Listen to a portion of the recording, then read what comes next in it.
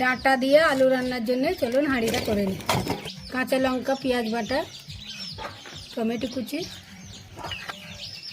নুন, হলুদের গুঁড়ো, জিরে গুঁড়ো, ধনে গুঁড়ো, সরষের তেল, ডাঁটা, ধনে পাতা।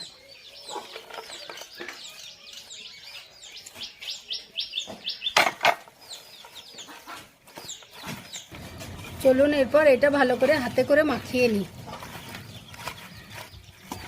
খানা হয়ে গেল, এরপর এটা চুলোর উপরে চাপিয়ে দিই। লঙ্কার গুঁড়োটা দিতে মনে ছিল না, তো একটু লঙ্কার গুঁড়ো দিয়ে দিলাম, ভালো করে কষিয়ে নিয়ে ঢাকা দিয়ে দিচ্ছি গরম পানি। ঢাকা দিয়ে ফুটে গেলেই হয়ে যাবে।